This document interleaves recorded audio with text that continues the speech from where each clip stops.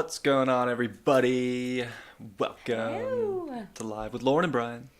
What is going on, guys? So, we're back at it. We're back from our little trip. It was a nice trip. Yes. Got a lot done. Handled business. It was good. Yeah, no, I Newport is haven't. beautiful.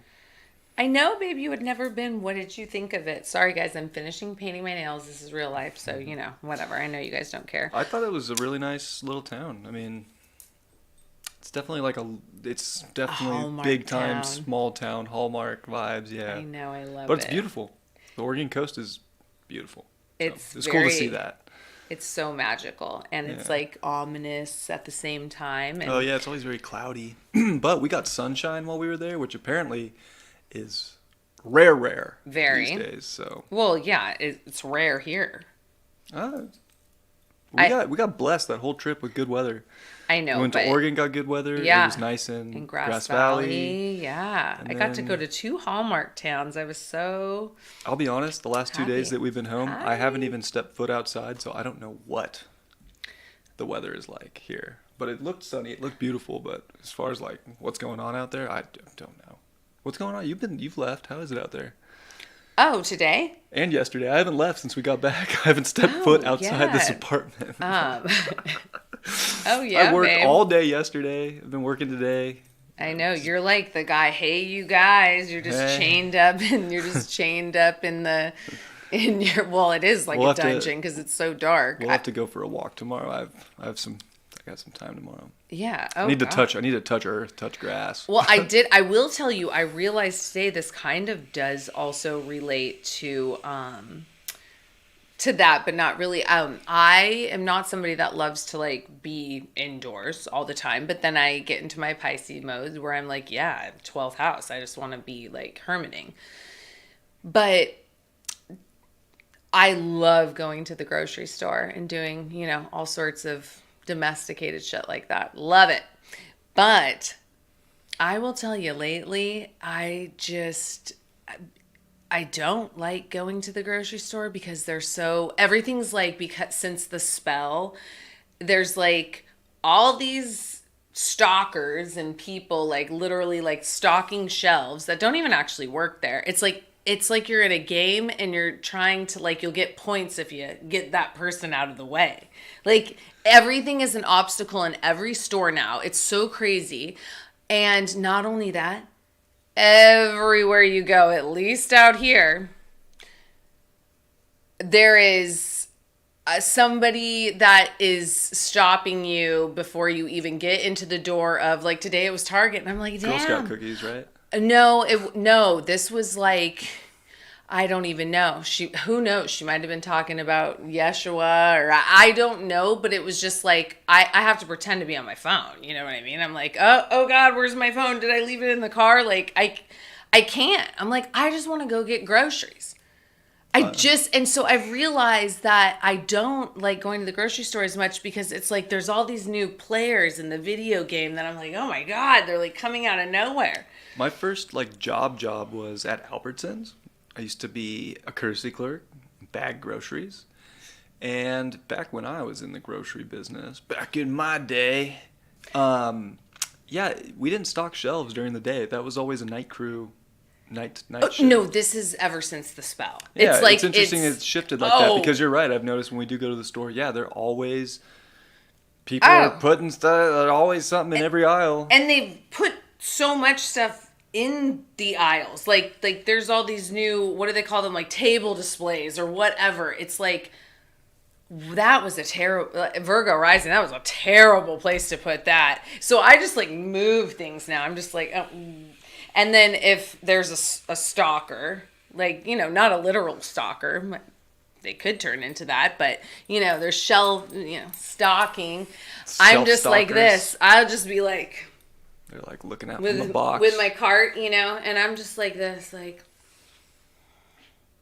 And then they're like, oh, do you need to get by? It's like, wow, you're definitely not fucking aware of your surroundings. But yeah, I do. I was just waiting till you noticed. Just trying to do their job, I guess. So why don't you go back to the beginning of the chat? Because a lot of people are asking about the charts, and I think that you should address that situation.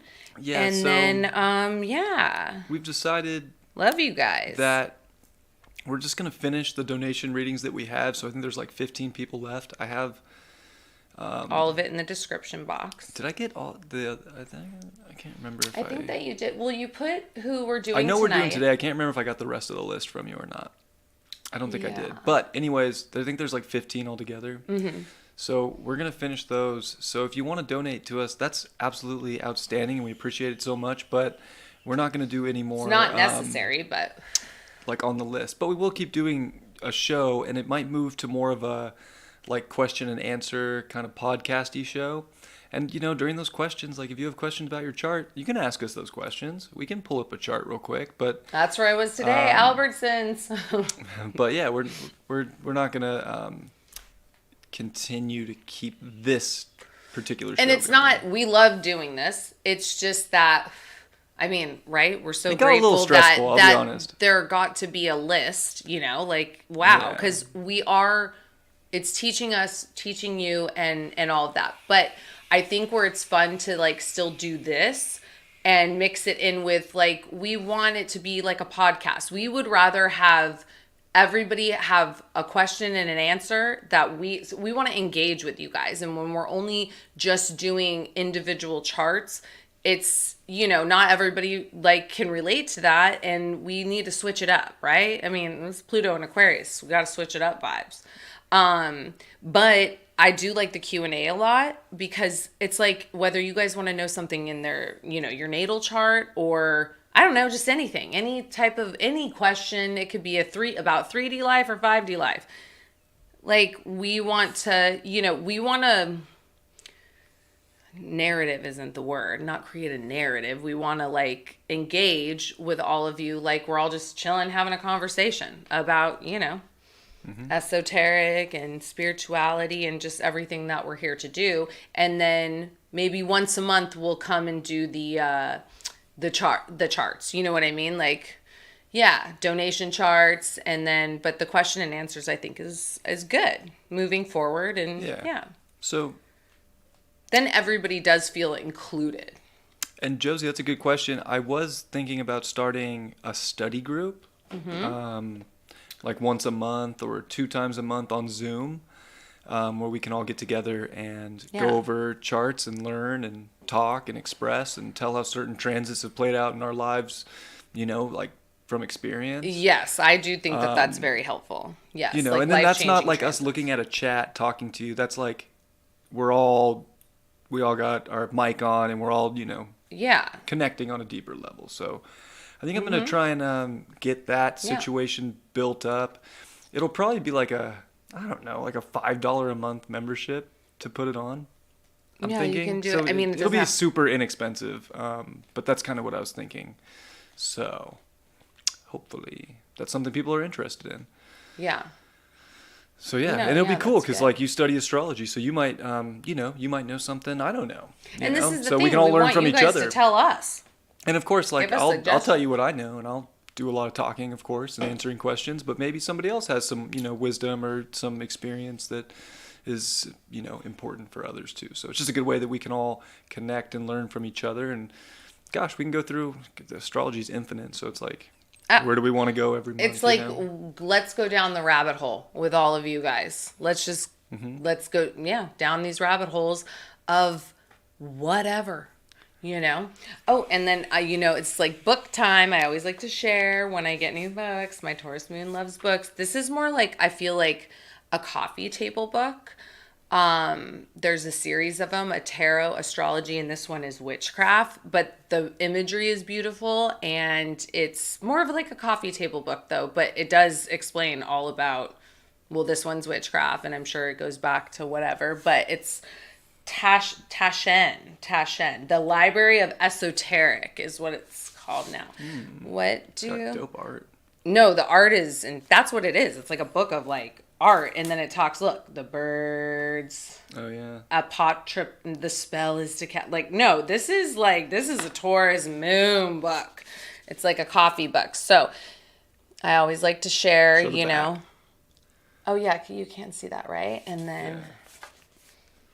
Well, it is because this is an artist, like an actual, and like so we'll just like flip to a page, like it'll say like calling in the elements, and every page. That's why I say it's like a coffee book table, but definitely my kind of. Yeah, I didn't even realize you. Did that come today? Yeah, I just got it. It just came because we saw this at a store, this really awesome store in Oregon. I was like, $100. Yeah, right. We're going on Amazon and seeing what that is. But I mean, right, in the store they're gonna mark it up. But like, yeah, it'll say. I haven't even like looked at all the pictures, but potions, the witch's apothecary, right? And then they've got like, it's all artists that have like done all of these images. But it's just like, it's like a great, right, coffee table book. And then, oh wait, you've never seen this one, babe? Hold on. I gotta show them the astrology one because that one's really cool. Show and tell. Oh, thank you. And they have a tarot one. I bet the tarot one's really cool because of all the images. Oh, same author. Yeah, it's like a series. So this is the... Show the back. Back's epic. Oh, I think this front one is epic. It's like... Yeah. And so that's why it's called the Library of Esoterica. And like here, really fast. Let's flip to... well, it has the history of astrology and all of that, but like... Oh, look at the Cancer. Look at the Cancer images. Ooh, that's like the Chariot. Yeah. I was trying to get to Capricorn, but hello. But yeah, so I don't know. For oh. There you are, babe. Mystical sea goat. There's the mystical sea goat. So, I don't know. They're very beautiful books, coffee table books, but that have to do with, this. So, yeah. Good show and tell. We hope that, that's what it was. I like that, show and tell. And I've got my like a Pisces Steve Jobs day. I got my turtleneck. That's what it's called. Steve Jobs, which Steve Jobs was a Pisces. But, all right, babe. Without further ado, you want to take it away to brass knuckles? Are you in the brass knuckles? Are you in the chat, brass knuckles? Put them up. Oh yeah, brass knuckles under velvet gloves. Oh, that's right. I didn't put the whole. Yeah, I know, because I do like the whole title. I was like, yeah, I like that. I love velvet gloves. That's hard and smooth. Yeah, know what I'm saying. Yeah, I believe that brass knuckles under velvet gloves is like knows path traveler somehow, or yeah. I that's think right. that yeah. I think in my thanks for being patient. Yeah, because we were having internet. Well, I think that was actually my streaming stuff last week. Time we were going live, I updated my OBS and it seems to be running better. It ran great for my live that I did earlier for the sun signs. However, the internet completely cut out, which has nothing to do with OBS. But I lost internet for like 10 minutes in the whole house. So sorry, Pisces. And that's the other. Pisces didn't get their reading, but I feel like everything that happens is meant to happen. So. Pisces, you just weren't meant to hear. That was the message. You have no message. You just follow your intuition is the message. And with that being said, with any technical difficulties, it's like, what's tomorrow? What is tomorrow? Mercury retrograde. And what does that affect? And it's in Taurus, so talk about it moving slow. Yeah. Oh, happy solar eclipse, by the way. Yeah. It'll probably happen during this show. It's going to be, 9:30 p.m. Pacific, so. Oh, yeah, solar eclipse. But without further ado, so whether there's any, we hope and pray that there are no technical difficulties, but we're only going to be in alignment with what we're in control of, and we have no control over that. So, no. Take it away, babe. Scorpio. You love it. South Node Sag. So, I think when you look at your South Node, you're somebody that knows a lot everybody with a South Node Sag, you just came into this life with an immense amount of wisdom, of knowledge. Maybe there was past lives where you hiked up in a mountain and just found enlightenment and talked to God. Like Nostradamus. It's like always looking for like the big truth, or going out on your own, travel, going out on your own journey to experience, the vastness. Sometimes it can be a little lonely. So the North Node is, teaching you how to communicate, teaching you how to, be social, and it teaches you social cues in this life. So it's learning to not only talk and express all the knowledge you have, but, it's important to learn to listen too. So the more you listen, the more you are present, especially in the 6th house, the more you can make good, positive understandings of truth, and that everybody has a truth, everybody has their own peculiar little routine and schedule to life, and that's just the way it's supposed to be, and it's good to understand that. And sometimes South Node Sag people can want to control conversations too much, so I would say, it's not that it's a bad thing. You have a lot to say. You have a mind that is going 1,000,000 miles per hour with that nodal axis, but she's got Merlin in the galactic center, so yeah, she's getting some, and Mercury's there too. There's always a time for your truth. You just got to share it with people, and it's not so much about being a preacher in this life, where you could have been a preacher in a past life, especially in the 12th house. Maybe you did go off on some enlightenment journey, and maybe it was in a monastery or a church, but it's definitely very secluded from reality and the general public. So I would imagine that, and being a 12th house sun and sun Neptune, there potentially could be that aspect in your life this go around where you do kind of stay to yourself, keep to yourself, maybe a shyness, if you will, even though you have all this wisdom, all this truth. So it's like learning how to communicate that truth and to be social. And I feel like it could potentially feel awkward a little bit for you at times. You also have Pluto in the 9th with Uranus. So yeah, you're for sure, you I don't know, probably came from a very religious, past lives, or very spiritual at the very least, about, higher truth and the bigger meaning of life. So well, why don't we touch on really fast, because we always talk about this axis of nodes. My mother has it, my father has it, so I'm very familiar with a North Node Gemini, South Node Sag.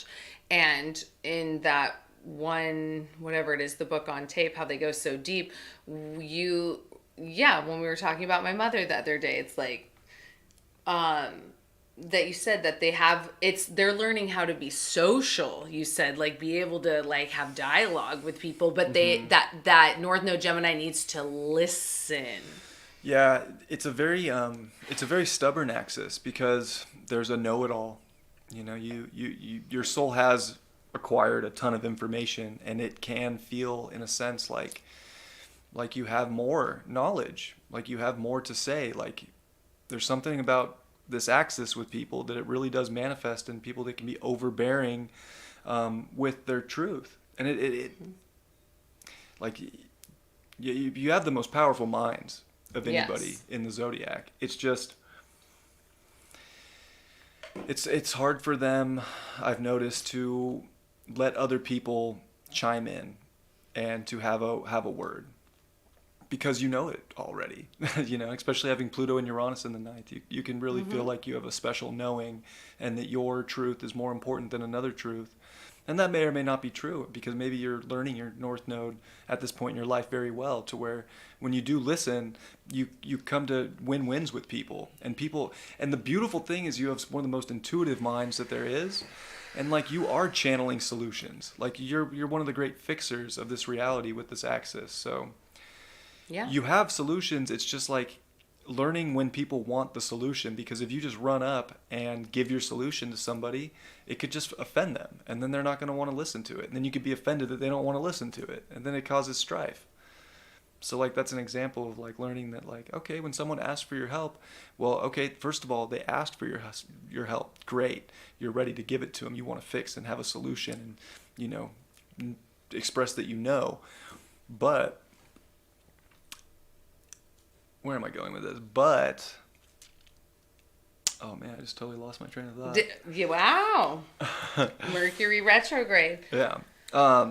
Well, every nodal axis has to learn those lessons of the North Node and the South Node. And right, I mean, really, in a nutshell, it's like they have so much wisdom, you know. Yeah. But in this lifetime, it's Gemini wants the truth, and it's like, you know, right? It's mercurial, and that's where it needs to like focus on other people's like opinion, or just listen to what they're saying. That's what I was going to say. But if you don't actually listen to what the problem was, or what the other person's actually trying to convey, then you're going to give them a solution that doesn't even help them.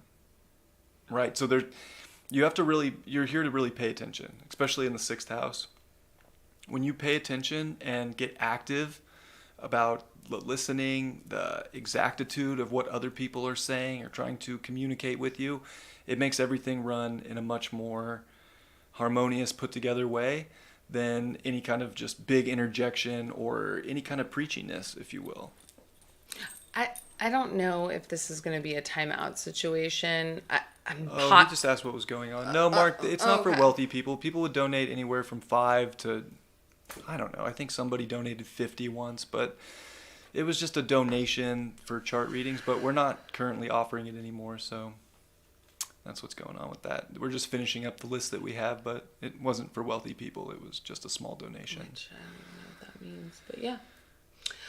Oh, I believe Brass Knuckles has an extremely brilliant mind. These people North Node have Geminis are the brilliant. most brilliant minds. Yeah. And you're a Pluto-Uranus. That's also a soul that it's a brilliant, eclectic, special mind. It really is. And Sun Neptune, I mean, right, that's like channeling. Like, that's like going deep in Scorpio for sure. And you've got Merlin on, you know, right by your Mercury in the fucking galactic center. Like, yeah, I don't know. You might have so much information coming in that, you know, you're like, what do I do with this? Mm-hmm. Like, it can feel shocking. Absolutely. So for you, it's just being open to learning is everything, and that other people might have something that you don't know, believe it or not. And I know that might be hard to hear. Like, what do you mean? I'm a Sag rising, South Node Sag. I know everything. I got all the depth, all the wisdom. Yeah. I know all the hidden secrets. Very well may be, but you don't know what that other person's hidden secret is or what they might have acquired because their soul's experienced something different. So that's a lot of it. You know, your polarity point from your Pluto's your 3rd house. You have your Chiron there, your Saturn there, karma there. It really is your karma in this life to learn how to communicate.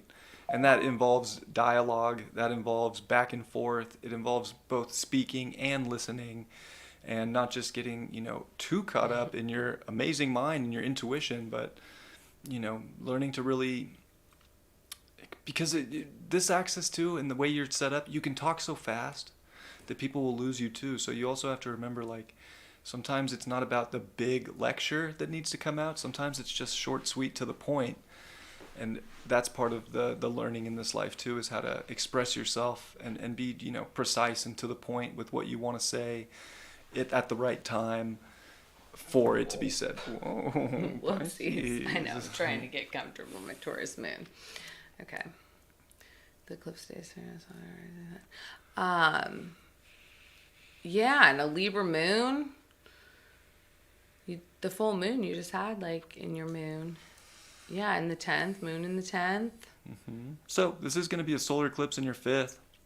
Ooh. So I think that's really good for you. It's at a really, really, you know, good spot. Having this 5th house energy is great because it's going to, you know, it's like a cigar cutter. Those solar eclipses. So like a part of your like creative nature or your self-expression, the tip's getting cut off, if you will, so that there can be some fresh energy to spark there. This can definitely bring a lot of creative spark to endeavors in your life. What brings you happiness, joy, fun. It's going to be making a quincunx to your sun. So I feel like it can feel a little odd because you are going to have to go through a little bit of a surrender in essence there. And maybe it's a surrender, you know, with the sun ruling your 9th house, to be open to new philosophies. Maybe being open to new truths and expanding direction instead of being, you know, maybe just caught up in one. This can be a really expansive time, but it's also great just for creativity. I mean, I think you're in a great position to really start to put your energy out there in a way that's loving, helpful. You know, it brings the authority and it brings that sort of grandiose nature that you're here to bring. But I think it comes from a wiser place at this point in your life. And you're coming up on your Saturn return, which you're going to have, next year, but it already started when Saturn came into Pisces. So I think that's another, area to pay attention to right now. Again, third house, that Gemini North node. We've been talking about it a bunch. You have Saturn square your nodes as we speak. So this is, I don't know. It's funny we're doing this reading right now. It's kind of fitting, I guess, in some ways. Saturn's the ruler of your second and your third house. So I think this might help you slow down and see the value in the things that you do say and how to approach things from a more, I don't know, a responsible manner in some ways with all the wisdom you have. That could really be beneficial in your life and with your relationships. And you just had a Mars retrograde in your 7th house. So yeah, I mean, I feel like you're really ready to express in a very beneficial way and in a more mature way. And hopefully this Saturn return is something that gets you in a tighter knit with your mind, so you don't feel in any way, shape, or form like disconnected from it or put off because someone didn't listen to you. But it makes you realize how to be more empathetic too of other people's minds too. So I think it can lend a little bit of helping hand in all of that. So. She said that she had a life coach call her Tinkerbell. She said, I spread fairy dust on someone, aka knowledge, then flutter away. Love that. Yeah, very. Yeah. No, you're a teacher. You're a teacher for sure. Love that. You have so much to teach people. It's just knowing when to deliver the message. Like, not everybody's ready for the college course of the universe that you're probably ready to deliver them. Because I just would imagine, like, every Scorpio I know has just been through a lot in their life. So I'd imagine, you've been through a lot too. And, that just bursts a lot of really potent energy. And you're a powerful soul here to, really bring enlightenment in many ways. So that could be part of this creative nature. And hopefully this solar eclipse is something that really does bring more joy into your life. By helping you kind of cut off the things. I liked how you said that analogy, the cigar cutter. I love I got that from David, I'll be honest. Oh, I love that. Yeah, I got that term from David. He used it once. I think maybe in his like first tier classes or something. But yeah, no, that's a long time ago. I heard him say that. That's a great way to put that. Yeah, it's a great term. He's got this nodal axis too. Right. That dude has definitely said some profound analogies that I'm like, yeah. So I mean, yeah, you have a beautiful intuitive mind, that's for sure. Yeah. So this could, really brighten things up for you, and I think Sag risings are like ready for it. This really is a great time. You got the North Node in your 5th house. This is such a... Break out those brass knuckles out of your velvet gloves. This is like a coming out party for you. Yeah. In many ways. And maybe you have it, with your 12th house, the way it's set up too, maybe you have been behind the scenes a little bit more, and I don't think that's a bad thing. But this might be a little bit of a coming out party for you. And kind of like love it. Pushing you to show off what you got. Let it show. Yeah. Spread that fairy dust fucking all over the place. Yeah, so just hope that's helpful, fairy. Keep using that beautiful mind. Teach people. I feel like a lot of people, especially with a Libra moon for you, like people want what you got. And Chiron's done opposing your moon, so yeah, this is a coming out party in many ways, because I think you're more secure in who you are and how to deliver a balanced message and how to communicate more in aligned and how to just relate to people. So outstanding stuff. Yes, and thank you, Path Traveler, for Chiron's that done you squaring guys your are Venus too. So in alignment in the chat, and that you, however, I don't know if you introduce brass knuckles to to Bryan or us or whatever, but we're so glad that you let us share your chart. Thank you. Your beautiful mind chart. And take that cigar cutter and sprinkle that fairy dust all over, girl. Next up is Nancy. Happy birthday. Yeah. Nancy gets a solar return eclipse. Nancy, are you in the chat? It is your birthday. So Yeah, it's crazy. I love that. Your solar return probably happens, I don't know, 15 minutes after the eclipse, because this eclipse is at 2950 Aries and your sun's 2954. I mean, you couldn't have a more exact conjunction for a solar eclipse. So this is going to be a huge year for you. I'm going to be honest, Nancy. This is going to change the game. It's Nan. Okay, cool. This is going to change the game. It's going to change the game, and it's in your 8th house. So I mean, this is going to have an extremely transformative effect on you. The sun also rules your 12th house. I mean, in essence, that sounds, I'll be honest, like a little difficult to go through, because you can try to maybe control a situation. Happy birthday, Nan. Yeah, happy birthday. And I do believe this is a great opportunity to surrender. Your Pluto in the 12th house, you are definitely learning surrender. This is a big, I would say this year's a great test. Like, can you be willing to let go and then receive what else the universe has for you? Because I can guarantee the universe wants, you're like a magnet right now, and this year is going to be just, things are going to fling towards you. But at some point, you'll realize that you have something in your life that it can't be there anymore. It's like a toxic habit that you don't want to let go of. Vertex and Pisces, Saturn's going to go there.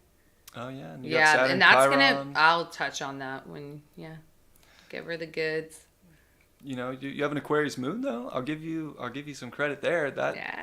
I feel like that can always help for anything that's over attached, having that Aquarius moon, because I think deep down you aren't that attached.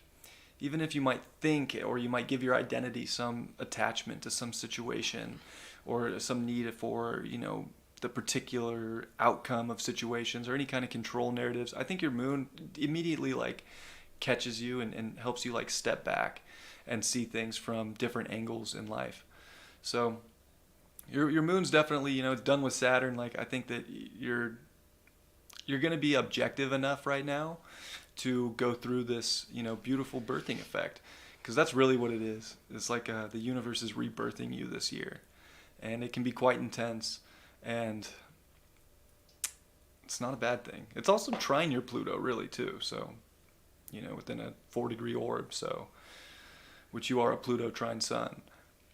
So yeah, there's a lot of beneficial things that you're like going to relearn some situations, and I think that it's good that as long as you can be open to surrender and the flow and letting go and being able to make changes when necessary, and you know, you might be getting your routine in order too. Saturn's now in your 6th house. Like, this could be, you know, showing you where you need to be paying more attention as well, so that you can see the signs, so that you can, you know, really start shaping reality to fit what's going on internally with this transformation. So interesting, you know, all this 12th, 8th, it's like secrets out. The secret of maybe your full self-expression, it's coming out. And I think that's beautiful. So I hope that you're excited for that, and you're finishing up your Uranus square as we speak. Mercury's kind of square that Uranus. So I mean, this could be an extremely liberating time for you right now. It can feel like things maybe are slightly out of control, or even just this next year, because that's really your solar return that we're looking at too here. Is like, there's just going to be a lot of weird unpredictable things coming your way. Now I will touch on your Saturn vertex, because this is because that's an activation and a big deal. And I literally just had a girl that she's Soul Tribe. She's a friend, and on Instagram that, like, when I do lives and stuff, and I she had said, "Oh, Saturn's gonna be on my vertex," and I was like, "Yeah, that's gonna be something," because literally I've been through that, and Hers is also in the 6th house. And so that was like 3 months ago she told me this. And then she came into my live the other day and I was like, hey, what has anything manifested with that Saturn like activating your vertex? And she like was like, oh my gosh, you have no idea. Now for her, it did bring people back from the past, like, because it's people. The vertex is activated by people. It's 6th house vibration. So, I mean, that could be a lot of things.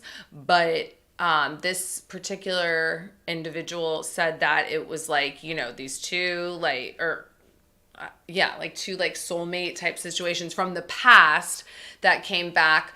But it's Saturn. So it's definitely a lesson that needs to be learned. And you know, but it can definitely bring in they're faded experiences, whatever it is with people. So that is something to, I don't know if it's really going to hit it this year because it's at 18, so it'll be next year, but it's Saturn retrograde. So it's something that it'll like pass over and then it passes back. But that's going to be something. Yeah, they're 18-month transits. Saturn transits, Uranus. They just take a nice little minute on your planet, 18 to 2 years. Pluto can be longer as it goes through Aquarius and Pisces, but yeah, it's gonna be a big one. And Saturn is opposing your Pluto currently, which is your 3rd house ruler in your 12th. I think that you're just getting ready to learn so much more and like take in more information. And the more open you can be and like dedicate yourself to maybe relearning certain situations, because it's almost like the transformation process that's going to happen is going to happen no matter what. And it's like you can't take all the old stuff with you. You have to be kind of open to, I guess, not having much control over things and to still see the beauty and the peace and the purity in just being and just going with the flow. Because it'll be hard to control things like Saturn opposing your Pluto and Saturn in the 6th and Pisces. Like I get that you would want to, take action for certain things and be real, dialed in. But that you can only do that when I think you have a good understanding of the information presented to you. And to really then check in like with your your gut and your feelings and your emotions on the matter and make sure that it's going into this new transformative, it's going to be a butterfly with you and not just, stay in the cocoon, What are you leaving in the cocoon? What's coming with you as you're a butterfly? I feel like these are questions and truth and information that you're going to come to an understanding of during this time. And even Chiron and Pisces, like, this is trying to, I think, give you more maturity when it comes to your faith. And especially with your son. Yeah, and the 12th, this is like a big... It's trusting that through transformation, you'll be birthed into a pure, Virgo self that kind of releases maybe a lot of judgment on self or judgment of others. Mm-hmm. Definitely like a more pure, ready to just be more helpful and connected in a very powerful, Aries way. So I think it's just helping you become more of a leader and to be, in some ways, too, fearless, because there are, essences with this 8th house eclipse and aspects to Pluto, Uranus square, where it can feel a little scary in the uncertainty. And I think you need to embrace the uncertainty and the not knowing, and maybe for the first time, not worry so much about everything being perfect, but just how everything is perfectly imperfect so that you can grow. And yeah, Uranus rules your 6th house, and you're in your Uranus square. You're just having to do things differently. There's like no way around it. It's going to bring a lot of healing during this transformation. The more you just, get some of that fuck it in your system, if you will. Yeah, man, fuck it. Just let it go. Let it go. Things are going to happen as they're meant to. You don't have to, try and manipulate any situation or any part of reality right now. Just be present and, act swiftly and quickly in your environment for what feels right to you about any truth that's been presented in the moment. Yeah. Mm-hmm. And that vertex is going to be an activation. Yeah, it definitely will. Yeah. I mean, I always hope that it brings a new faded experience. I never had it bring something from the past back. But so, I mean, it could be different for you. But it's going to be something with people. Yeah, Neptune's coming into your 7th now, too. So that'll be an interesting shift, which is going to help you see more clearly about things that maybe you did stress over that don't need to be stressed over. And you'll just be like, oh, yeah, why was I worrying about that? Or, oh, I probably should have been paying more attention to this. Well, now that's all going to be cleared up. But, Neptune in the 7th is an interesting one for relationships. So you might meet, I don't know, 8 different Virgo soulmates. risings have had that. You might meet 8 different soulmates. Over the course of this Neptune in your 7th. Well, I guess I can attest to everybody this. might look like a soulmate at first, and or it could be. They may or may not be.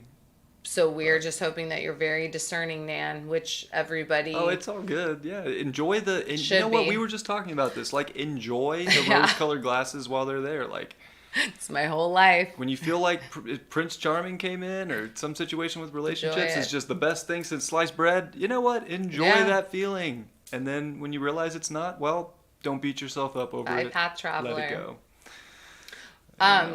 Yeah. I mean, sometimes it's just better to just go with the flow, It really is. And I mean, honestly, Virgos and Virgo risings, are they the only ones that have had Neptune in since 2012? That is a long time, babe. It's 2023. Oh my God. Well, so I know what it's like to have Neptune in the 7th. That's for sure. Yeah. Two more years, Virgos. 2 more years. Yeah. I think Neptune in the 8th is going to be... Can't wait for that. Yeah, there's a fearlessness. There's like such a naivety. Like I love Neptune in the 8th because usually you're not going to get too scared about a situation. No. Until the rose-colored glasses do come off and then you're like, oh my God, what am I doing? Yeah. But it's good. It'll definitely help, I think. No wonder Virgos have been going through it for so long. Neptune's been in your 7th house. Oh, shit. But, I mean, that's right. Nancy, you're not a Virgo, so we don't have to worry about that. But, Virgo rising. Oh, yeah. Oh, she is a Virgo rising. Oh, my God. Why am I'm not paying attention? Yeah, so you already know this vibration. Mm-hmm. Yeah. Yeah, it's a dream. And, we'll touch on your South Node and Pisces just before we end. And, this is somebody who... kind of went off on their own, kind of was behind the scenes in the past. And there can be somewhat of a shyness to a South Node in Pisces and just kind of not really like of this world, but not, kind of feeling like I'm here, but I don't really belong here, but you do. And it's also in the 6th house. And, you could have had your own little space that you felt comfortable in the past and everything was perfect. And that was exactly how you liked it. And kind of secluded in some ways. And this North Node in your 12th is similar, but not, because I think it wants to be more a part of society and more a part of, some kind of helping hand with Virgo. But it also needs to not just at the same time let everything go. So it's kind of a little mix for you. You are meant to be particular to an extent, but everything, so that axis, Virgo Pisces, is everything for you. It's your Pluto polarity point, your nodal axis, your North Node with Pluto. Everything is coming to a fine balance of what needs critical attention paid to it and what doesn't. And what doesn't. Yeah. And this might be a time with a solar eclipse directly on your sun. That's a rare one. Not everybody will experience on this planet. An activation. A solar return with a solar eclipse right on it, but you will. So this is one of those big evolutionary moments in your life, and Yeah. you should be excited for the transformation for sure. And don't worry, you'll know what you need to put attention towards and what needs critical thinking, and some of it's just not. It's just not. So that's up for your discernment, I guess, and how you listen to that. And Pluto people with Pluto in the 12th usually they're extremely psychic, have great visions. Yes. There are people, whether it's ancestors or guides come to you in your dreams. It's amazing. So everything that comes and tries to speak to you has its purpose. The more you can, remember to, I think, find like a steady faith in the unseen, and to not be scared of the unseen will just help you. Go into the immensely. unseen. Go into the unseen. All right. Good night, brass knuckles. Good night. Take those brass knuckles out of those velvet gloves. How are you going to sprinkle your fairy dust? Thank you for sharing your chart, brass knuckles, and good night. Happy solar eclipse. And Nancy, thank you also for sharing your chart. You. And happy birthday. And a very, very cool that it worked out that way. Thank you, Donna. Thank you. Right back at ya. And Nancy, yeah. I mean, this is an activation, girl. Like a big one. A hybrid solar eclipse. A hybrid. On your sun. Exactly. Exactly. Actually, the last hybrid eclipse we had was 19 degrees of Taurus in 2013, which was also in your 8th house. So it wasn't conjunct your sun, but it was an 8th house eclipse with the south node. So think back to that there time. There could be some little nugget for you there in your life if you want to look back to that time, because it was what year? Another 2013, May 9th, 2013, I think. Okay. Yeah, think back. Did anything wild happen then? All right, Amanda Hammer, and thank you, Nancy, and happy birthday again. Hope you have a beautiful, beautiful week. Mm-hmm. Amanda Hammer, are you in the chat? No, another Scorpio. Score. Let's see, a lot of 10th house. 10th house. 11th. Mm-hmm. Well, if not, oh yeah, there's Amanda. All right, all righty. Does it all look correct? November 4th, 1982, Shawnee, Oklahoma. Pluto Saturn conjunct. Ooh, and a south node Saturn, and all that Scorpio. Oh man, Amanda. Well, you've read for Amanda before, correct? Yeah, I think I did astrocartography for her. Oh, cool. Last year. Cool. I don't remember the conversation though, word for word. I'll be honest, but I do remember Amanda, but I don't remember necessarily the reading. I remember it was astrocartography, but. Well, so you remember something. Mm-hmm. Well. Wow, yeah, Pluto, Saturn, all that Scorpio, South Node, Capricorn, all that 10th house. What an interesting dynamic.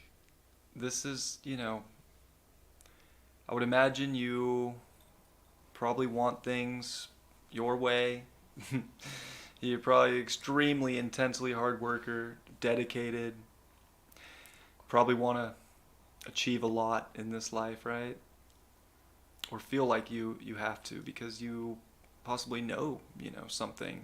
You have some like special knowledge that needs to, come out, or special knowledge of how the system works or how to get recognition. And that North Node in Cancer is such an interesting one, because with a South Node in Capricorn, and even with Mars there and a Capricorn rising. She says she's an Aquarius rising. It's possible. I grabbed this from an email that you sent a long time ago. What time were you born? I can change it. Yeah, because we don't want to not read the correct chart. So I have November 4th. What time were you born, Amanda? 12:10 p.m., Shawnee, Oklahoma. 12:50 p.m. 12:50. Okay. That matters, right? Because you're not a Capricorn rising.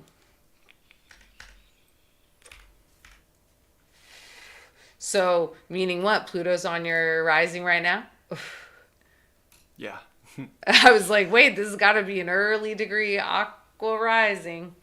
All right, Okay. good. So this shifts everything to ninth house. So there's still that knowing, and definitely feel like you got the truth, you got the wisdom. It needs to be heard and it needs to be expressed and shown, and that is part of this life too, is learning how to come out with your words, how to express yourself, how to express your feelings, how to express what you intuitively know, and how to say things in a way that can make sense to other people.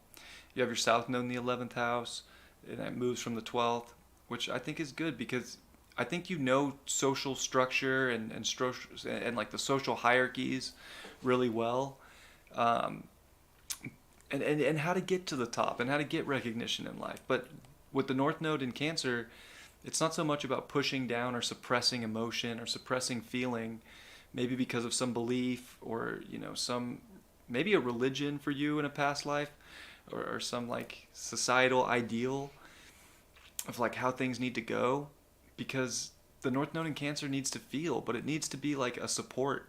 You need to learn to support yourself, take care of yourself, nurture yourself, have free time, have relaxing time, and you also need to be a support system for other people. That's very important. You're here to nurture people along. Anytime that you can kind of help somebody else out and make them feel better, you're actually doing a huge service She studies for human people. communication and body language. Oh, outstanding! Yeah, I would Yeah. imagine you know how that you probably brought that from a past life. Maybe not. I mean, I think the communication thing is more from this life, but I would say that like the body language stuff, but also just like maybe certain social interactions or mannerisms. I bet you brought that from the past. Oh, for So sure. that's good that you do them both. Would you like an espresso?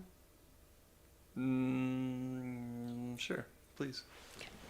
I felt that. Thank you. You. So yeah, you have an exalted Mars too, and it's a great Mars to have.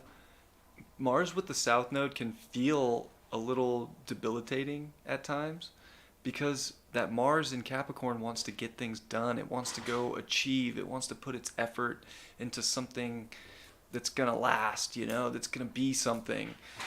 And it's almost like a black hole with your South Node there, because this life is so much more than just some outside recognition or pleasing, the boss or being the boss or having control or any of that stuff that like Capricorn can represent, by just like staying busy, doing your job.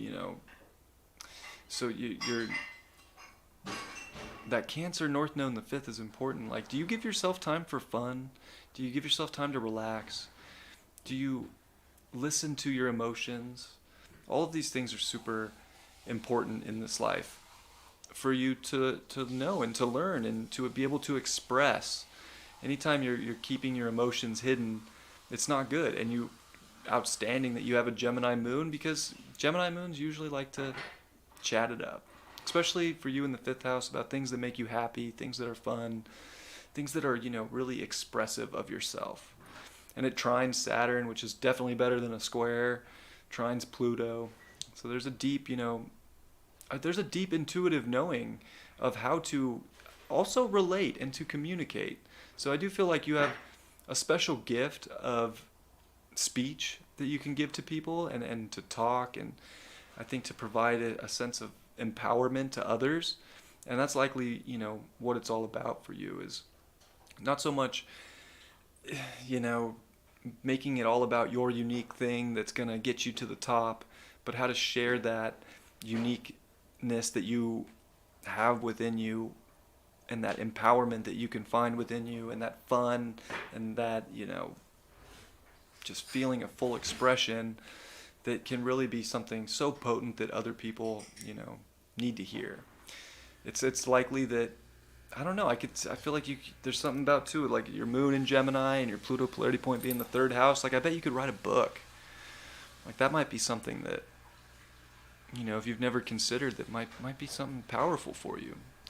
Anytime you can, scribe or put words down, whether it's, for the general public or for yourself, I think that that's something, that could actually bring a lot of enjoyment into your life. Because I feel like there's a special knowing inside of you that you have a lot of wisdom and a lot of special information. And almost like, shamanic tendencies at the same time. So how do you express those and help uplift others and like nurture people? North Node in Cancer, you're here to be like a supporting role for others. And it's not that you can't be the star. It's not that you can't be a big role, and like it's not that you can't achieve, and it's not that you can't own a company or whatever. Like you can have these goals and ambitions, but it's important to make sure that other people are being taken care of too. Because Capricorn can be a little ruthless, and there can be a side of you that wants to make sure that all your needs are being met and taken care of first. And that's good to do that, but make sure that it's balanced out with other people are getting, taken care of at the same time. And that, yeah, I feel like that's something that's important for you to know. You have an outline for a book? Outstanding. I love that. That's cool. And yeah, this solar eclipse is opposite your Saturn and opposite your Pluto. So, and you have Pluto that's going to cross your ascendant next year. So there really is like a new version. That steamer's kind of loud. There really is a new version of you that's about to get birthed here in a big way. And again, that eclipse is going to be in your first house, and it's conjunct your asteroid Karma within less than a degree. So that's another one too. Like, what a karmic time. I feel like there's like a destined moment here to really take action and write. Pluto does rule your 10th house, and that eclipse is in your third. I mean, it's funny because it really could be, this could be the moment for your career. This could be some career that takes off now that maybe you weren't expecting. I feel like you're going to have a new identity in the next year and a half, in the next 2 years. You're going to just really over the next, I guess, more like 3 years, to be honest with you. You're going to really birth into this new version of yourself. And I think that it's really, starting to, now is kind of kicking off, like, what is the most important thing and what are you here to help transform society with? And how do you get all that knowledge you have out there to people and support people and take care of others and take care of yourself? That's always important too. And to not overwork yourself. That's kind of the beautiful thing about like a book is like if it does do a really good job, you thank you, babe. You're welcome. Sweet Pisces. Sweet Pisces. If like books are like residual, you don't have to, like, once you write it, you don't have to like stay on the grind the whole time if it starts selling, so something to consider. But I think it's important, it's also in the 5th house, like children. I don't know if you have children or not, Amanda, or if you're planning on having children, but any kind of like work you do where you can kind of like be around kids and kind of like, kind of mother, whatever aspect of life you can mother, I feel like that's important too. And if you can make it fun and exciting and, teach people their own individual nature, all these things are, can be very, very helpful for you. And Saturn is also, in opposition to this, and I think it's time that you do like figure out what you really want to do, what you want to, take authority for in your life and what's working and what's not working. And Saturn's the ruler of your 12th, the ruler of your 1st. This is like I think a big moment to realize that, some things are not working and then some things are working, and what's working and what's not and what needs to be started. And are you ready to step up and take on those responsibilities? And how can you relate that to people? Communicate that to people. So it's pretty cool. You do have Uranus opposing your Jupiter. You've had Uranus opposing your Sun, your Venus. Uranus is, It's going to get up and retrograde on your Chiron. Uranus has been running a little bit of a muck here in Taurus over the last couple years for you. It's kind of like a giant Uranus return, or I'm sorry, Uranus opposition. You're like in the longest Uranus opposition ever.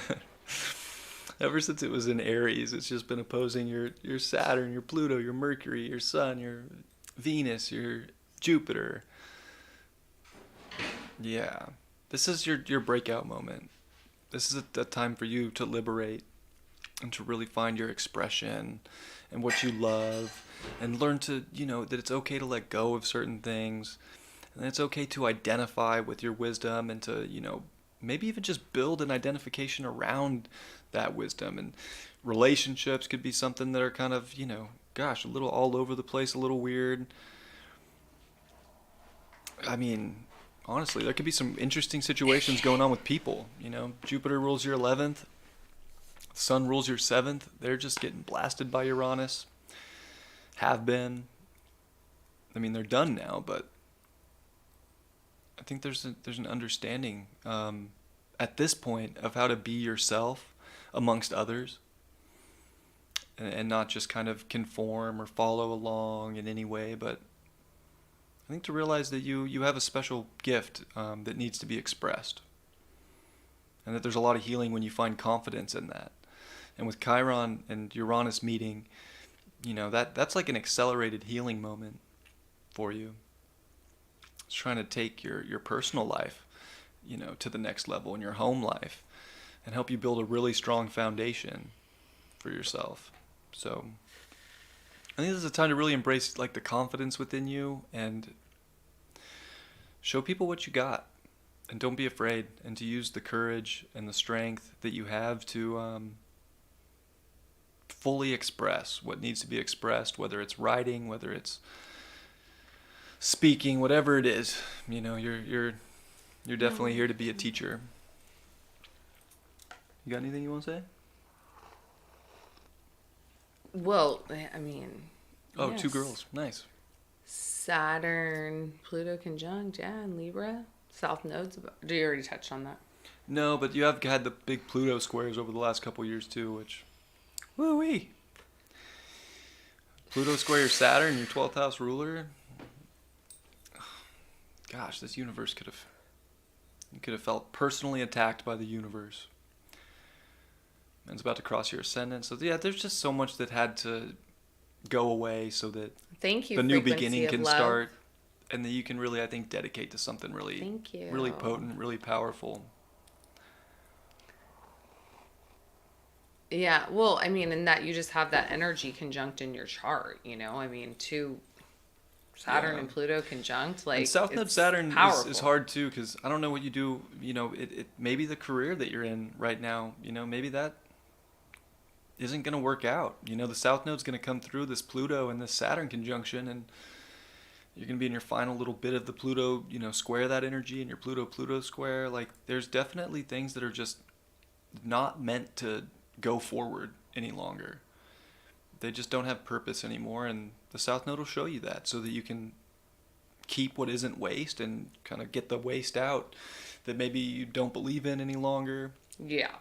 That just doesn't match with your faith and the person that you are now. But it's opening the door for new, dedication. Oh, she's looking for a new job, so yeah, that's probably going to be... Yeah, but I think that's what, especially when the South Node gets to your Saturn and Pluto, it's like I think that's, you're looking because you know that you're meant to go. And I mean, and look, you're 82. I'm 81, so you're Neptune squares. Oh my God! I just read a whole thing on that. Yeah, tell them about it. Well, I mean, I still got a while more of it left, and I do. That's how they describe a Neptune square. It's like, I guess really you just have to go into it, because I'm just like, oh my gosh, I don't know what direction like my life is. Yeah, you're not supposed to. You're really, I read that a lot of people that went through a Neptune square, that they're like, I fucking traveled and like literally just was like, and they were people, they said, that had to be in control and know what was going to go on, and that they were like, my life felt so, I mean, talk about confusion. You're just like, I think it's a transit too that makes you like tired. Like you're literally in a state of, Kind of like a, you're in between worlds. Neptune square Neptune is in is. between worlds. It is. Like, and you don't have to figure the world out. No, right now. I think they tell you to chill. Like the universe is like time out. Like your intuition is getting, your consciousness, your intuition. Yes, like there's so many changing. things that are getting Dissolving activated. a lot of things too.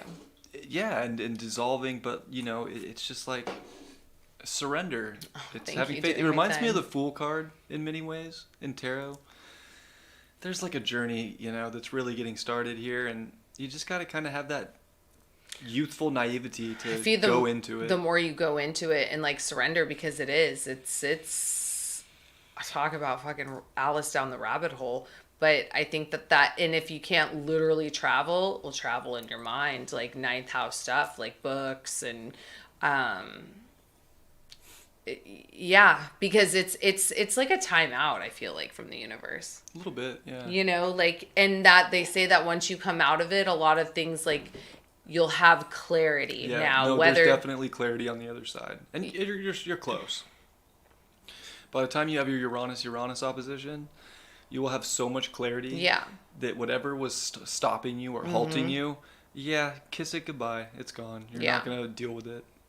It won't even matter. And that Uranus opposition will be a big one for you, because it's going to be opposing your Uranus, but it's going to make a yod. Anything that comes to 3 degrees, 2 degrees actually, of Gemini makes a huge yod with your Mercury at 2 degrees Scorpio, your Mars at 2 degrees Capricorn, and boom, that Uranus opposition that'll be at exactly 3, but when it's at 2, especially of Gemini, it's activating this, yod point in your life, which is 4th house, which is of course where your Chiron is. It's of course your North Node Cancer.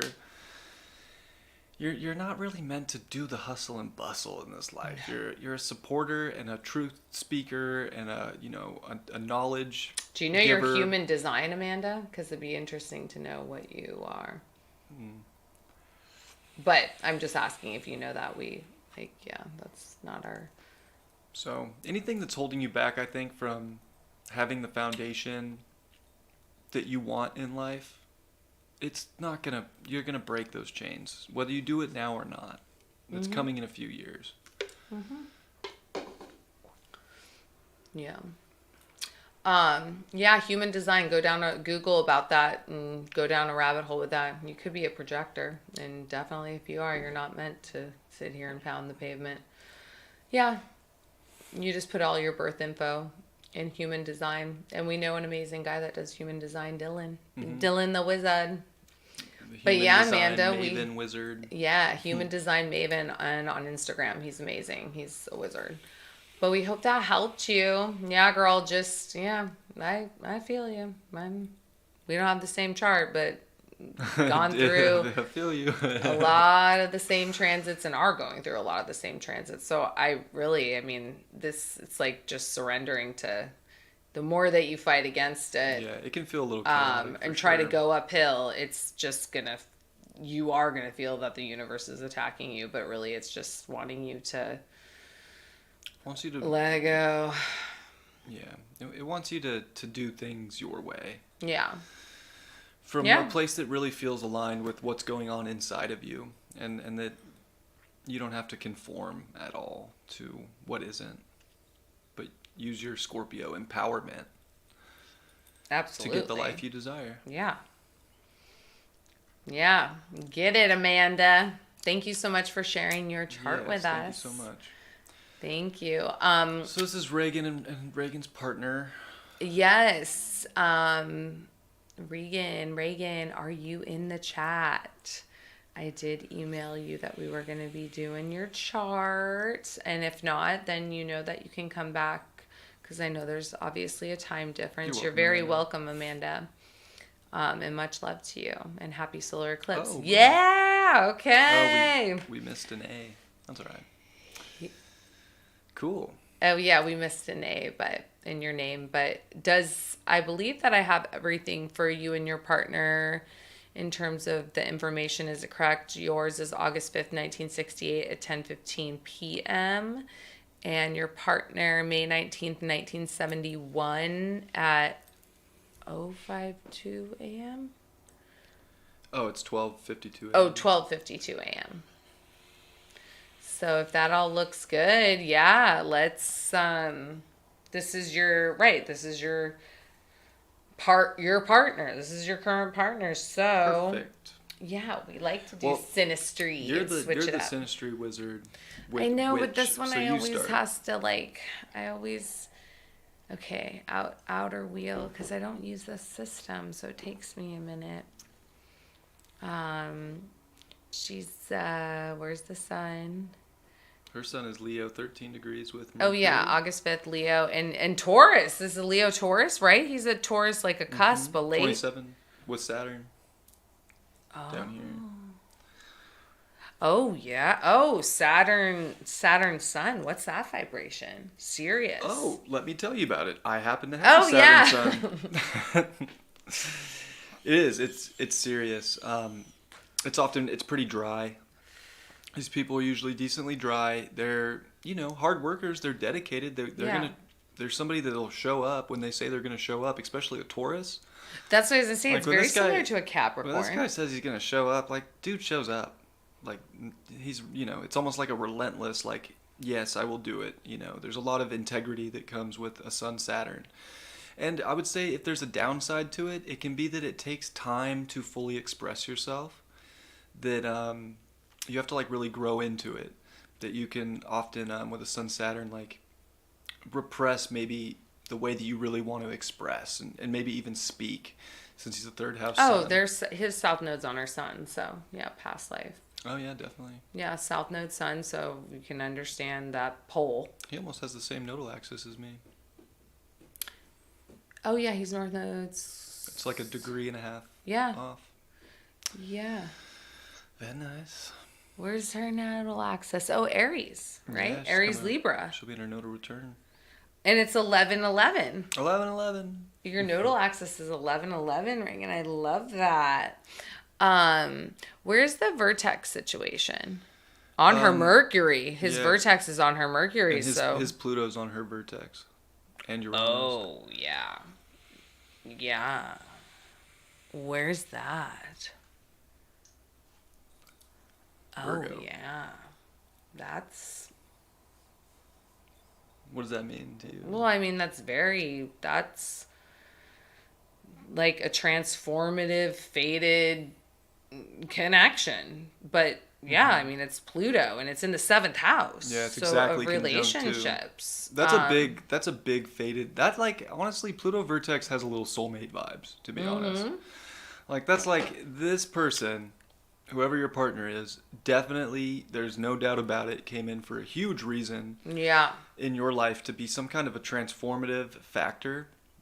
Maybe to, like, shake things up for you. It's right with your Uranus, too.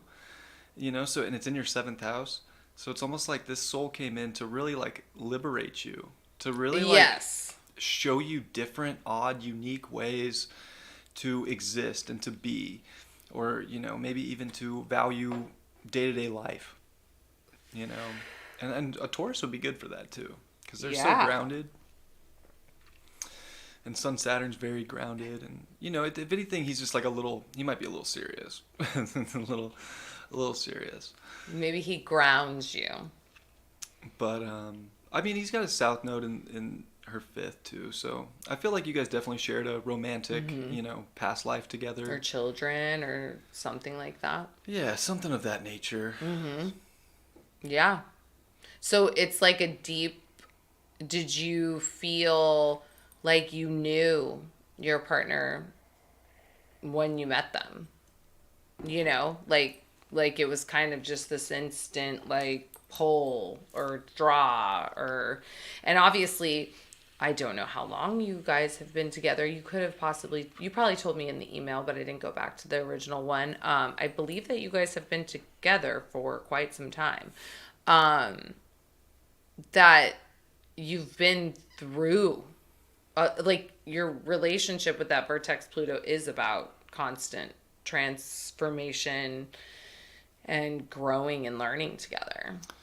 Yeah, and you guys have dealt with Chiron. He went through his Chiron return at the same time you had Chiron on your North Node, because you have that Chiron North Node conjunction with him. So there's something about this person, your partner, that Feels has brought familiar. a lot of, I think, healing to your identity, and maybe shown you that because you're a South Node Libra and a North Node Aries, that you can take more control of your life. And maybe this relationship was brought some healing element that showed you both how to be more independent and not so like reliant on relationship or another person, but to still relate to each other, to still be in a relationship, but as individuals that come together. So you have your individual self, he has his individual self, and then you guys come together and form the relationship self. But that's what's important for a South Node Libra, is to know that it has to separate from the relationship and know itself and do things on its own, and not just, everything for the partner, or always checking in, like, can I do this, can I do that, like, it's important for you to be able to not do that. And especially with his Uranus on your South Node, I feel like, I really do think that there's a liberation from doing relationships the way that maybe society has taught us to do it. Yeah, like conventional. She says that we've known each other since high school, but weren't in each other's lives until 17 years later, and then another 17 years we got together. Oh, wow, cool. Yeah. I bet cool. Every time that vertex got activated, it probably brought you guys back together, however that worked. But also, like, the South Node on his South Node on your sun, like, right? Like this pole of, yeah. And he's outer, his ascendant is on her moon. Yeah. So an attraction, like an intuitive, like you guys have, like, his vertex on your Mercury is almost like this. They both have ascendant moon. Oh. His moon's on her ascendant, and his ascendant's on her moon. Oh, a double whammy. What an attraction. I feel like, there's you guys saw each other in high school and were like, oh, hey. Yeah. There's something inside of me that thinks you feel good. But it's like you guys couldn't come together. It's almost like, how they talk about divine unions and stuff like that. Like, you guys probably did long for each other, even if it was subconsciously. Like, there was probably this knowing and this feeling that, it was very 12. It could be like a very, like 12th house, like, under... Yeah, no, very faded. And you know what I love about your story, too, is that you met, became friends, whatever that went, separated, and then came back together. Yeah. And I think for you that was perfect, because you learned how to be yourself and how to do things possibly on your own. And I'm sure you had other relationships during that time. Of course. But the point is that... But I think that was maybe meant the thing that, to. like, felt like it was, supposed to be there wasn't there. And it taught you how to do things on your own at certain times. And then it came back, you know, to kind of show you that you can have that. But it's important to find yourself. And, I think when you are empowering yourself, because your North Node is with his Chiron, I think when you empower yourself, you empower him to be himself too. So you guys are both really, powerful healing agents for each other. Very much so. And this eclipse is on his south, or his Venus. Yeah. Because 0 degree Taurus Venus. Oh, yeah. Yeah. And the North Node's going to be on his Venus. Which, that's like 5th house stuff for him, so... Yeah, that's 4th and 5th. We both lived our lives and never were involved romantically until the past 2 years. Oh my God. Wow. That's wild. It was like the divine bringing you guys together. We both lived our lives and never were involved romantically together. Okay, until the past 2 years. Wow. Okay.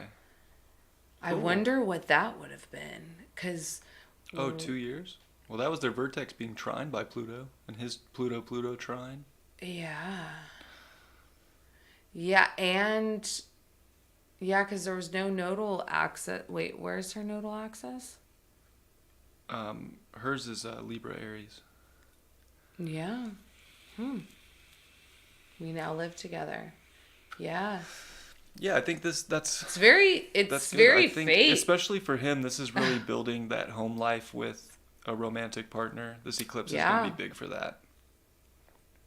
It's almost like you guys couldn't come together until you both were in the right energy. You know what I mean? Like, I almost feel like because it's happening later in life that it's like that's the glue.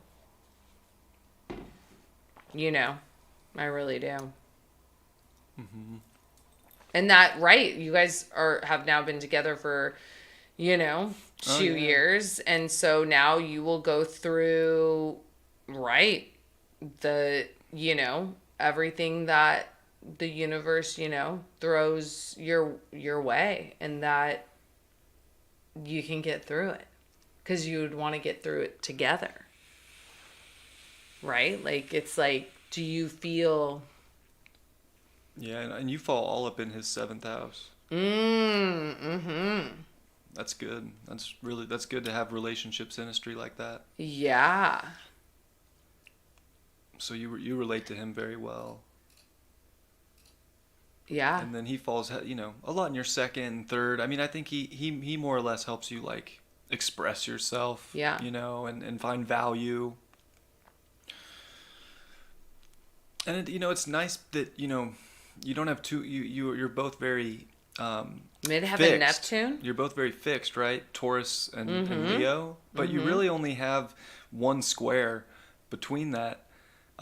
What you do have the Mars Venus square exact, which actually is crazy because Lauren and I have that too, and I think that's a very passionate square in synastry, and it can bump heads from time to time, but it takes action. It's an initiator. Yeah, it's an initiating force between, like, his feminine energy and your masculine energy. Yeah. Actually. And then, your Venus at 26, which you are going to have a Venus retrograde that's going to cover most of your Leo this summer in your 5th. So, I would say that Venus retrograde this summer in July to September, it potentially could test the relationship just a little bit. But that's what Venus retrogrades do. That doesn't mean that it's not going to be, no. the right thing or any of that. Because your Venus does square his Sun-Saturn conjunction. And it really does square his Saturn exact. And, Venus square Saturn's another one. And it fits your story so well that you guys knew each other and didn't get in a relationship until way later. Yeah. There's something about Venus square Saturn that just takes time, but then it lasts the test of time. Yeah, because it's still Saturn. It's still glue. Yeah, Venus and Saturn it's a strong one. Yeah. Especially when you understand his nature of how he wants to go after life and achieve certain things, and sort of his the structure and how his mind works. And if you can appreciate that part of him, then it's also, you could soften it a little bit and, like, bring some love in with Venus. Yeah, I mean, Leo Taurus is passionate, like, it's, and he's got vertex on Venus. Oh yeah, that's what I mean. Like, that is her. Why was I thinking that's her Mercury? Wait, his vertex is on her Venus. Oh my God. And Pluto vertex. Yeah, it's girl, too much. No wonder we were meant to do your guys' charts together. Yes, this is a very... even how it's played out. Fated relationships. Yes, this. You get nodes that are aspecting planets like that.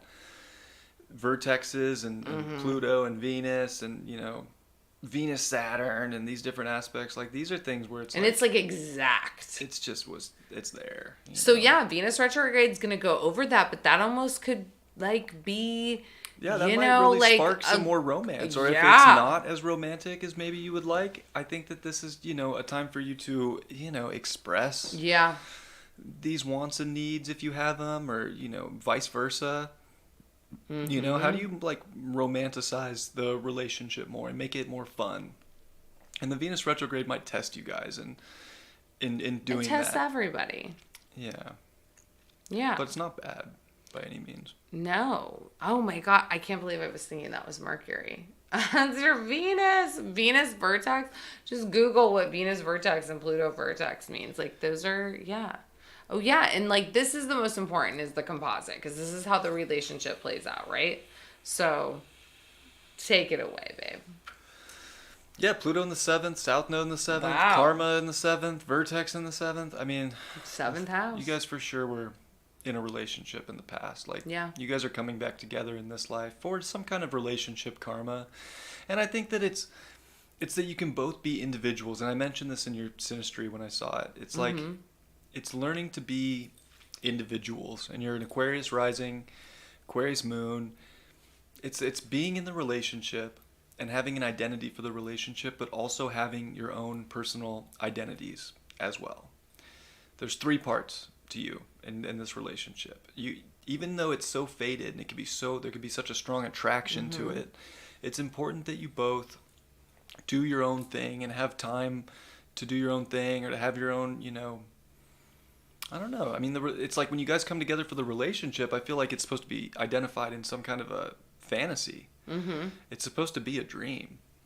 Now, what you guys do on your own time is whatever you guys want to do, but I think that there does need to be an unconditional sort of love and compassion for the relationship, and make sure that you're both able to not just rely on the other person to feel good. And I think the Aquarius moon helps with that.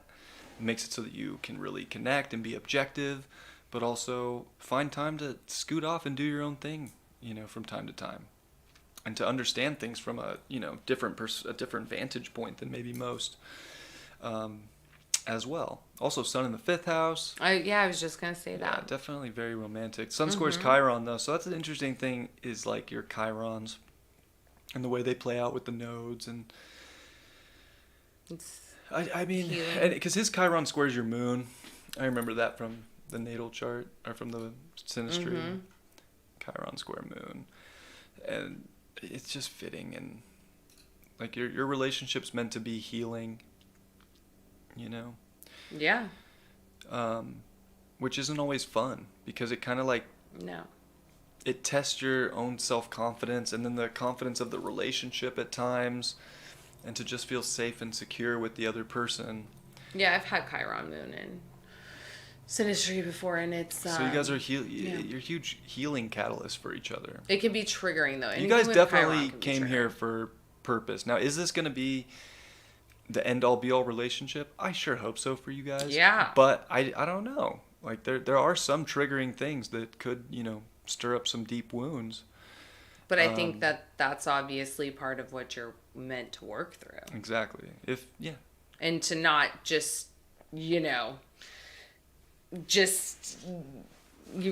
give up. I mean, especially with something that this is like, to me, it's like not only just like the Synastry and the composite, it took so much time, like energetically and everything, to even just like come together. Like it's very, I feel like, divinely guided. But just because something's divinely guided doesn't mean that you get to bypass all of the Saturn and Pluto and Chiron. And no, that's part of it. It's like, are you really gonna, whatever transpired in the past life, are you coming back together to not repeat those same patterns, and to not be getting triggered, but to be talking about it and to like really be communicating. Yeah, and to not be too judgmental of each other. Yeah.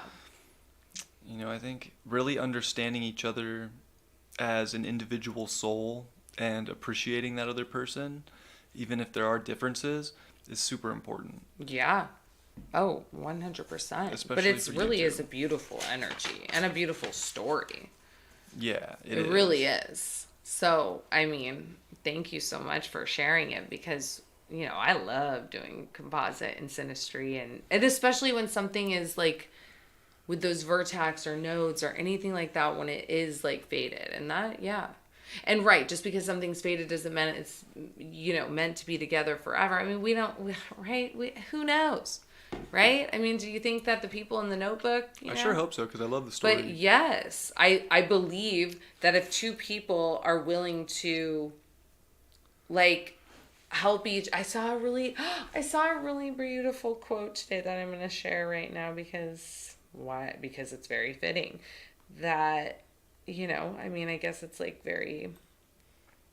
It says, your romantic partner is not intended to distract you from your potential. Your partner is intended to inspire and push you to become your potential. Like, right? You're meant to grow. I feel like you both have grown individually and you are your own person and you know who you are. And now it's like coming together, in a union, and to keep working through those squares and oppositions and the healing. That is where the love is through the healing. Mm-hmm. But it's beautiful. I love it. And I believe that you can get through anything if you both are really, dedicated to each other to do that. Yeah. There's a lot of divine support. And the solar eclipse is happening in the second house for your composite chart. And it's pretty close to your Mars. So, and Mars is, intercepted in this chart. Second and eighth house is intercepted for you. So when I see that, I think that, this next 6 months here could test you guys both on your comforts, your securities, to see if you can empower each other to get through. And, to really figure out how to merge with each other and bond with each other, but as individuals. And to, also, I think, take things a little bit slow and to not be so impulsive to jump to the next step, but to really embrace everything that's beautiful now, everything that's beautiful every day. Always. And, always. Really, I feel like that every time, it's going to be big about touch and feel. I think that's important for you too. And he's got so much Taurus in his chart. I guarantee his love language is physical touch. So. Yeah. So I feel like it's a great time to embrace comfort with each other, and to build the value of the relationship, and make it really sturdy, and to not necessarily rush anything, but to just move forward with everything that feels good. Absolutely. And to stay, stay in the Garden of Eden with the relationship. Don't take it out of that. The Garden of Eden. Love that. Right, thank you so much, Regan, for sharing your chart and with your partner. And it really is a beautiful fated relationship. And how you guys tend to the garden and care for it is how, right, it will grow. Mm-hmm. So thank you. Much love to you guys. Doing my time. Yes. What do you see, babe? It's fate. Yeah, it's all faded. It is all faded. Well, you're a Pluto in the fourth individual, so emotions are a roller coaster in this life. The tides are always coming in. It never stops. There's an emotional wave after an emotional wave after an emotional wave. This is good because you're getting used to these hormones, you're getting used to feelings and emotions. And I think the more, because the polarity point's the 10th house, it really is important to take accountability and responsibility for your emotions, to not necessarily put them on the outer world. They're your emotions. They're just yours. And the more you can, understand your emotions and even take the time to account for them, why they might be coming, or just to, take the acceptance that they're here. You're doing yourself a huge favor, and it'll help you also to use your intuition and that inner pull and that back and forth to achieve something, to really stay persistent, to not give up. You also have Saturn in the 10th house. You're here to not give up, right? Saturn in the 10th, they'll grind it out. And that's something that I think is very helpful for you and something you're supposed to do. But it is interesting because of your nodal axis. how this, plays out, because your south node's Capricorn, your north node is Cancer, and that's the opposite spectrum of your Pluto and your Pluto polarity point.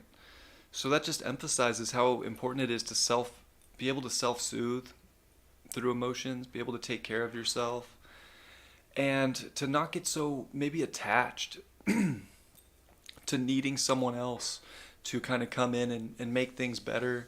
Because that south node's in the 8th house. It wants merger. It wants to be powerful. South node Capricorn in the 8th, it wants to be top of the top. It wants to be powerful, and it knows that it can be more powerful with another person.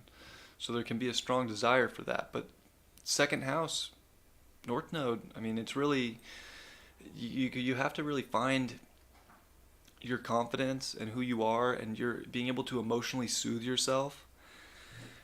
And then you have everything it takes to make big moves in life, to accomplish things. So you can do both. It's just you have to take care of yourself before you can commit to some, huge career or ideal, or to get, if you want recognition, you're willing to put the work in. Well, that's great, but did you take care of your personal life? Did you take care of your feelings? Or did you, suppress? Because South Node Capricorn in the 8th could also, come from past lives of constantly suppressing emotion just to reach a tier in life, to get up, to get further, to have more power. So learning, I think, to disconnect even with Saturn in Aquarius, and to not maybe even use people to get, higher up in life. And to not suppress your emotions or just hide them, but to really feel them, and to feel life, and to feel the physical nature of life, and to see the beauty of life that is around you is so important. And as long as you're able to see those parts of life, I feel like you are here to accomplish, something substantial, and, to leave a mark in many ways. But maybe it's just a mark from a supporting role. Maybe it's, being there for somebody else because you figured out how to be a caretaker for yourself, so you can help, caretake someone else to their top. Maybe it's about a top in life that's kind of a win-win for everybody, and not just for like one person or one, position. Yeah. On the North Node Cancer, and you have a moon that is in Aquarius also, and you're dealing with Pluto on your moon. This is definitely a big this is a big inner transformation that's, I think, really helping you, I guess, in many ways understand your emotions better, to feel more grounded in them. And I'll be honest, it might not feel anything like that as it's happening, because this inner transformation is going to bring up emotions that you've never felt before in your life. So these next 2 years are, and you just had your Saturn return, like you mentioned. I have to suppress to survive. Knowing is so hard. Yeah. Well, maybe you don't have to worry so much about society. Maybe there's an obsession with what society's doing because of the past that isn't so important in this life. But it's responsibility for your life that's most important. And your moon is the ruler of your third. That's community. That's what's right around you. Like, what's going on around you? Yeah. That's going to be more important than the 9th house, which is that's the whole world. Or it's Saturn still in your 10th, Again, like government, society, rules. Oh, South Node's going to be right on our vertex. South Node on your vertex. I think Pluto's going to show you that what's most important is actually your home life, your community. You're finding comfort and not, staying in intense situations just because you feel like you have to. Because that's the 8th house, 2nd house. When you have your South Node in the 8th, you're very like attracted to intensity. And you're you're a Scorpio. Deep past life. You're very you understand how power works. You understand that, but Are you putting too much? Are you putting too much effort into that and not disconnecting with your Saturn return and Saturn in the 10th and like defining your own structure of your own reality and your own emotional life, your home life? That's very North Node Cancer in your second. It doesn't care about what the world's doing. It just needs to learn to care about how to take care of itself and to sustain. So I think that's important for you to know. And Saturn's going to meet you with your Chiron in the 10th. You haven't had that one in 30 years. Which, of course, came after your Saturn return when you were 30, but...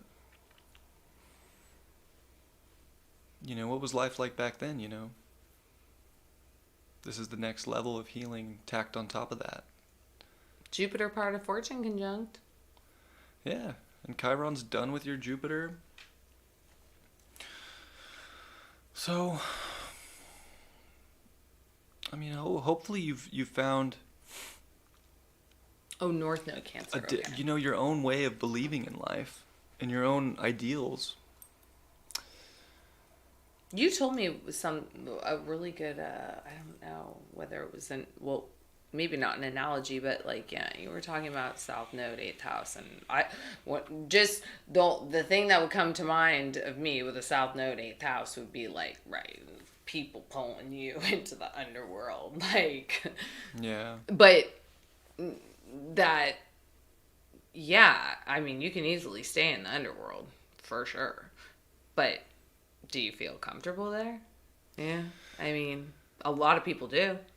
Pluto square vertex, as it's conjunct your moon. You've definitely... I really think you're going to go through an interesting portal with this Pluto conjunct your moon. It's going to change the way you believe in a lot of things in life. It's going to shift your... But I think that might be the problem. You're not supposed to run from it or fear it, because if there's a lot of fear going on, it's just going to you'll just keep running. You're supposed to be an alchemist. You're a Scorpio and go into that darkness to come out. And yeah. That second 8th house axis is really 8th house is kind of like hell, and the second house is the Garden of Eden. Yeah. So yeah. I don't... Right. It's not running from darkness. It's just not giving so much of your psyche to it. Yeah. Dark exists. Yeah. There's dark shit going on all the time. There's equal parts dark that there is light. But how much attention and how much time, doing my time, right? Yeah. Time is Capricorn, South Node. Yeah. How much time you give to the dark by putting your psyche into it. Yeah. Is a black hole. Mm-hmm. It's your South Node. You're good at it. You understand it. Yeah. You know what the fuck's going on, and that's a great gift. But don't stay there. Start creating your garden, watering your garden, tending to your garden, dealing with especially at this age. What's going on in your life? I know that you can go so deep into what's going on with society and all that bullshit. Ugh. Trust me, I get it. There's a lot of bullshit going on out there. Mm-hmm. But is it really important? And I think that's a question you gotta ask yourself.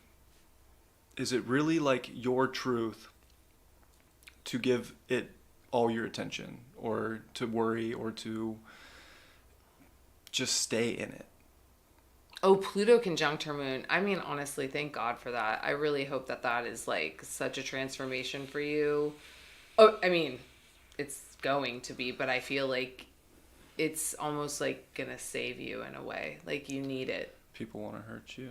Yeah. That's hard. Need it when you know things. But do you keep prodding at them by letting them know you know? Yeah. Regardless of what the situation is and how crazy and how in the 3D it is or 5D or whatever, it's where your energy and attention goes is where it's in the mind. Even if you don't think that you're going somewhere physically, the mind, if it's in a constant state of fear all the time, it manifests things. You could use the skills that I would imagine you have to create some kind of an infrastructure within your community. Yeah. That can really be beneficial to kids. That can really be beneficial to aspects of life that they are, something you feel deeply about. Yes. It's bringing all of it in and consolidating it into a way that you can provide nurturing and help. Because I do think that it's a little bit of both. Like you're here to do something for sure, but when you get obsessive over it's like you're not going to change the world in a day. No, and I know you're a Scorpio.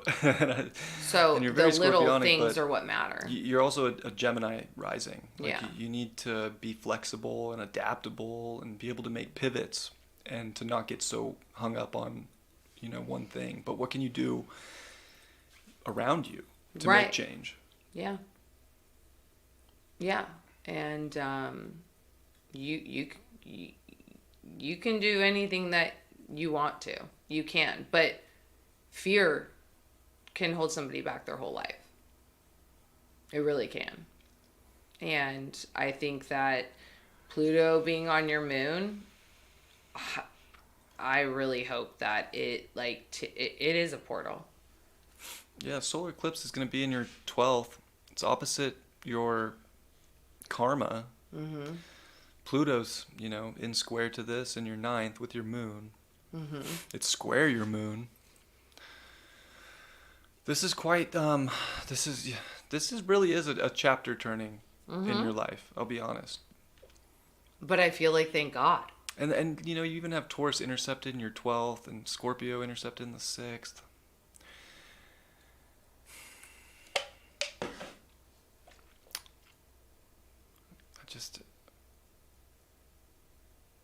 I think this is a great opportunity for you to let some things go, because I feel like there's some past life, some real deep past life stuff here that is keeping you in this situation that's a little heavy and dark, and it doesn't need to be that way, but your subconscious, because your Taurus is intercepted in your 12th, it's almost like you subconsciously don't believe that things can be just beautiful and that they can just be calm.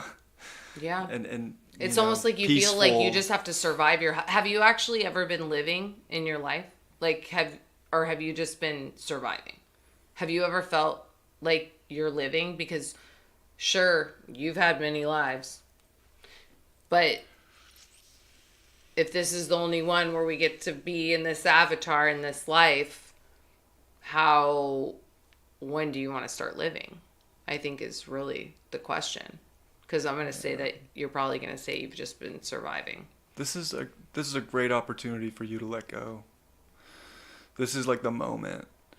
Anything that you obsess over is just going to cause you emotional pain. Yeah. And it's going to feel like you're trapped. I was just... And you're not. You have the fear, opportunity. False evidence appearing real. You have a great opportunity right now to just erase and let things go. Well, I think that we're not the ones that do want to address this. I don't believe that by reading your chart we're even the ones to be able to, I think that your situation goes much deeper, where it's like you need the right counsel in terms of the situation and guidance of how to navigate that. Because if you really feel and fear for your life, I mean, we can't, we it's like, I don't know whether that's witness protection or I don't know, but I think that you've been so paralyzed by the fear that we're here to tell you that you're a Scorpio sun.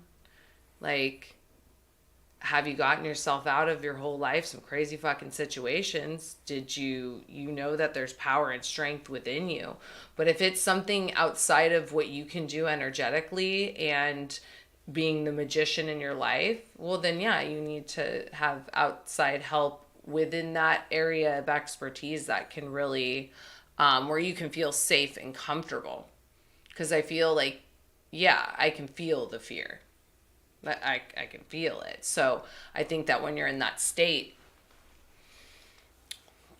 nothing that we tell you can pull you out of that. It's this, and this is the trickster. I mean, that can keep your shit trapped your whole life. And I don't feel you want to be. That's not the energy I'm getting, but it's, it's an important time to really make that decision. This is a great opportunity to transform your whole life. Mm-hmm. It's not everybody alive will experience Pluto conjunct their moon. Yeah. You've got to experience Pluto conjunct your sun already, your Mars, mm-hmm. your Venus. This is, one of the final... I've had a lot of initiations. One of the final big ones. Yeah. So this is a big deal, and I think that new truths are going to start presenting themselves, and, mm-hmm. and the more you can surrender to those and let things go, the easier it'll be. Yeah. Staying stuck will only confine you, and you'll feel like you are kind of locked up, if you will. Yeah. Or, that, and I can understand, too, with an eclipse in your 12th house, feeling like everybody's out to get you. That is the house of hidden enemies, but, some of it could be your own imagination playing tricks on you. Yes. So you have to come to terms, I think, with what's actually happening and what isn't. And I'm not here to tell you you're wrong, but this next 6 months are going to be, they're important for you. This next 2 years, these next 2 years are important. That you take this opportunity to learn, and you don't have to know everything, No. What? No, I think that the concern is taking care of your emotional health, your mental health, physical health, all of that, and not escaping or spiritual bypassing or anything in any way. Like, you really have to, you gotta face whatever it is that you gotta face. That's for sure. It might be time for a new, home, a new community. Yeah. Right, new energies for sure. Because, I mean, a new start for your personal life. Pluto is gonna reset your inner workings. No, Pluto moon's going to be such an activation. Yeah, absolutely. I mean, you're going to come out of it stronger than ever before, but doing my time. You got a lot going on. I hope this was helpful, and I gosh, I wish you nothing but the best. I know you're still in your Saturn square sun a little bit. It's going to come back to 0. Pisces. You're right there. I feel like you're at a great mark for, starting something new in your life. But it's up to you if that's even something you want to do, But wishing you the best. Thank you so much. All right, Alana, last one. Is Alana here? Alana. Is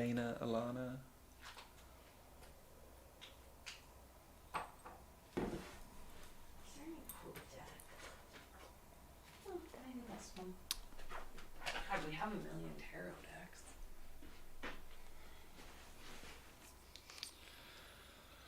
All right. August 12th, 1983.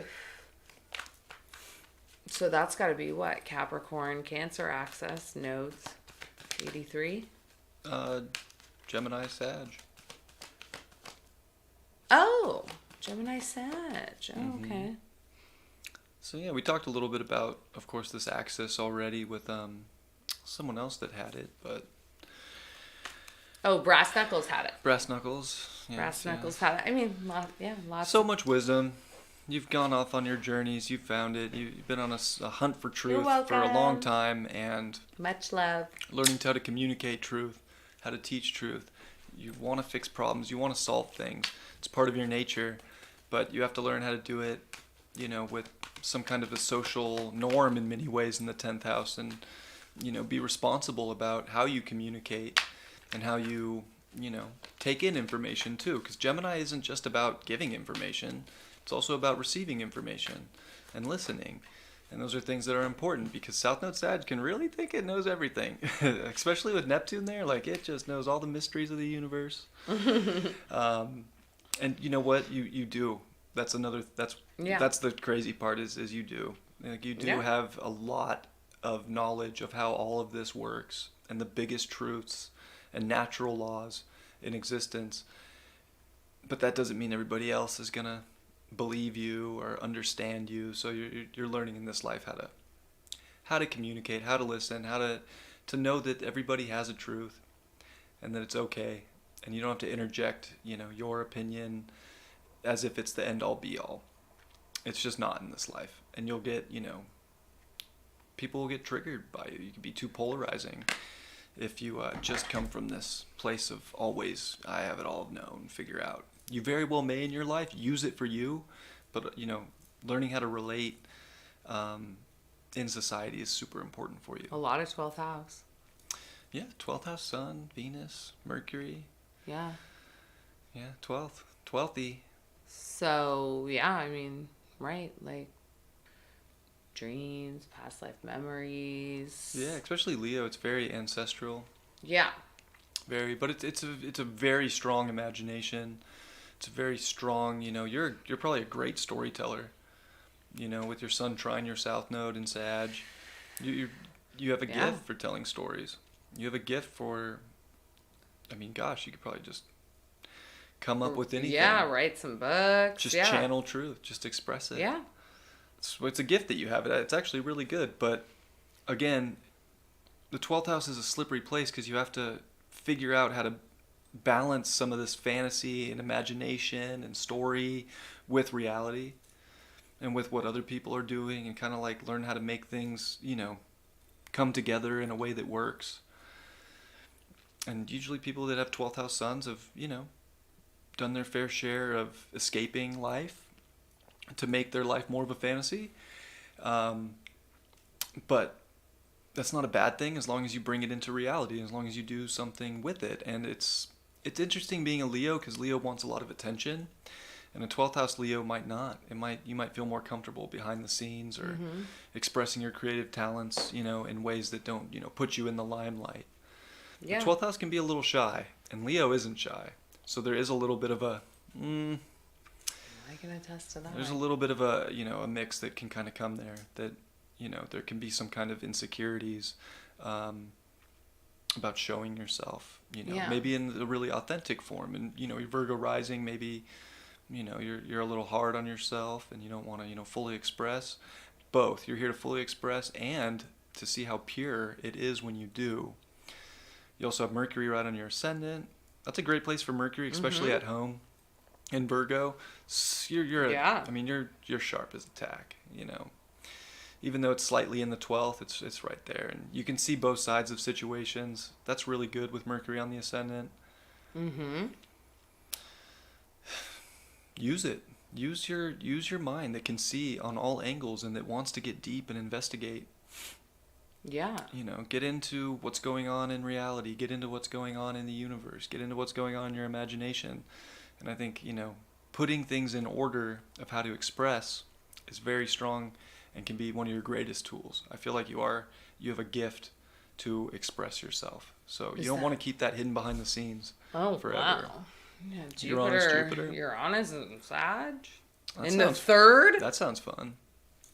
Yeah, you probably have Alana has mad genius vibes.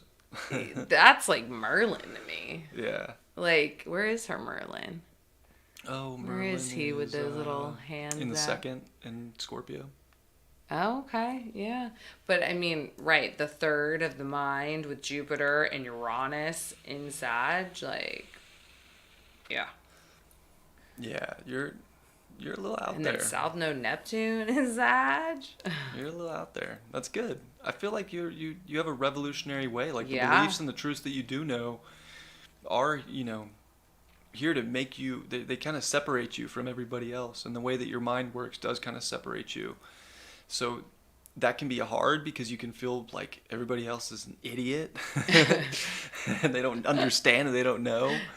But like learning again to like accept that they might not know what you know, but that's okay. Yeah, because your And to shit see might be them- so galactic. To see them as teachers too, Yeah. and kind of on the same playing field is important as well. You have Pluto in the second with Saturn.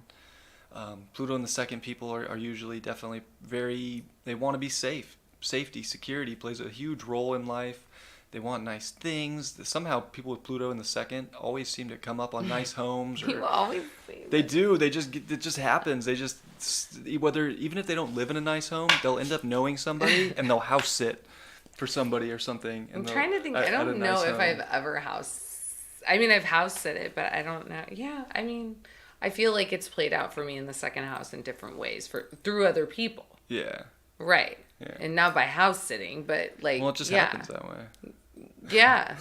It's like, I don't want to leave that. Yeah, because the polarity is the 8th house, so it is like learning to receive from others. Yeah. You know, and that you don't have to do it all, on your own, right? To feel That's safe what you and keep secure. telling me. Yeah, and that there's more to life than just the physical too. So it's not all about like that a physical thing will bring you security. It's that knowing the deeper essence of yourself. Oh, she's brings security. Saturn Pluto. Mm-hmm. Yeah, so another one that's going to have... Oh, right, because Amanda was 83 too, and she had that Yeah, she's in Pluto square Libra. Saturn. Yeah, same. Yeah, it's just that hers was, in a dip. So second house. Yeah, so South Node's going to...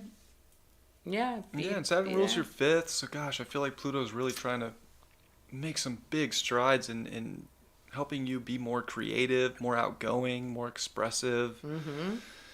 Really, show off your talents, I think this is a big time for you, Alana, to really show what you got. Yeah. Uranus is square your sun in Taurus. It's now in your 9th house. Like, this is like maybe your time to really show the world what you know and to not keep all that guru within you just hidden, but to really unleash it. Put it somewhere, whether it's a book, because I feel like even Jupiter in your 3rd house, and it's starting to get a nice sextile from that Pluto and Uranus, like again, like something like maybe writing or the internet or something, like could be something that really helps you get that message out. I feel like you're here to be a teacher for sure, so it might be time to step out and make some things happen for you. Venus is going to retrograde in your 12th over your sun, the ruler of your 12th.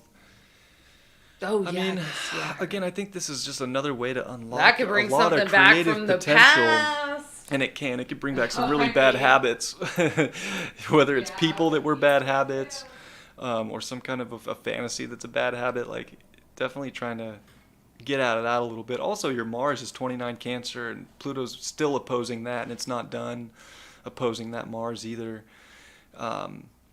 which is your 8th house ruler. So it's just definitely activating, in some ways, I think an intense desire to kind of bring things out. But at the same time, like, it could be just such a deep emotional time, and maybe feeling, a little bit not empowered at times, but then maybe times of feeling an intense empowerment. It can kind of go both ways as you're going through this transformative process. And I think realizing that your mind is so powerful, and you can, really deliver a potent message and tell a story of truth. You're here to bring some truth. Yeah, very interesting. That 5th house and Pluto and Mars in the 11th and the 8th. Woo. Also, this eclipse is really, square your Mars exactly, and Pluto's making a big Pluto transiting and your Mars are in opposition, and the solar eclipse is just activating a huge T-square to your 8th house with the solar eclipse in your 8th house. Yeah. I don't really know what to say, but I mean, there's some big things coming for you. And I like 8th house this energy. is having you go deeper and deeper and deeper into what I think your passions are, deeper into your abilities to really like channel emotion. And I think it's trying to have you break out, but it can also make you feel like you got to kind of keep things in. So it's just a weird push and pull between your coming out party and I'm getting in my spaceship and I'm never coming back party. Gosh, that one sounds nice. Right, but since you have to be of this world, let it be your coming out of all your galactic spaceship. Not because I mean you can channel. What a time for you, Alana. This is You can channel. This is quite the year and couple years for you. Yeah. But I mean, Uranus is liberating, trining your ascendant. Ooh. I mean, this is your breakout moment. Yeah. And it's trying to, I think, deeply empower you, but you could be scared to death. Or having to go through some kind of a situation that just kind of forces you into something that you maybe felt like you were ready for, maybe not. Yeah, I had Uranus try my ascendant back in like 2018, 2019. I'm telling you, that was a good year. Yeah. It's a mix for you, Alana. It's like there's some really cool stuff happening and there's some like intense depth going on inside of you right now. And again, you're in a butterfly moment too. I feel like a couple people were like, you're still in the cocoon right now. But you're about to come out, as a butterfly. And I think at times this is one of those things where you can almost doubt that you're going to be a butterfly and be like, I'm going to come out as a moth. No, you'll be that beautiful blue butterfly that we kept like seeing in those cases everywhere in Oregon. I can't remember what they're called, but they're magical as fuck. And they're like, they're magical. They're fucking Jupiter, Uranus. Your mind is magical. You're in the Neptune square also. Yeah. So it can feel, right? Like you've had Neptune square your nodes. Yeah. That's a hard transit for your nodal axis to go through. I know a few people with that axis that had Neptune square that really, they struggled psychologically, mentally, and you're like just coming out of it. So I feel like this is where your psyche and your mentality is actually stronger than ever, because it's been a confusing time, and I think this is where things are going to be so black and white that it can be scary. Thank you, Nan. But you want to embrace the truth, because your life is getting alchemized. Thank you, Nan. You're really turning a lot of lead into gold right now, and it can at the same time feel like there's no fucking way. Yeah. So it is quite the transit. I've never thought of that. Neptune square the nose. Interesting. Yeah, that's I hope I don't think I'll psychological... ever have that unless Taurus gets. You're just in a very psychological time right now. You could put yourself into some crazy anxieties. I'll be honest. I feel like that's what Neptune square Neptune is too. It's like some anxiety. It's anxiety because you're just like, what the fuck? And you do have, though, like all these different types of opportunities also, because I'm in the same transit you're in, but when I was reading about it on the Pattern app, they were like, you can have a lot of different opportunities and like situations that are presented to you, and you're like, it's like at the crossroads. And I think that it's not bad to try those, to then realize, okay, that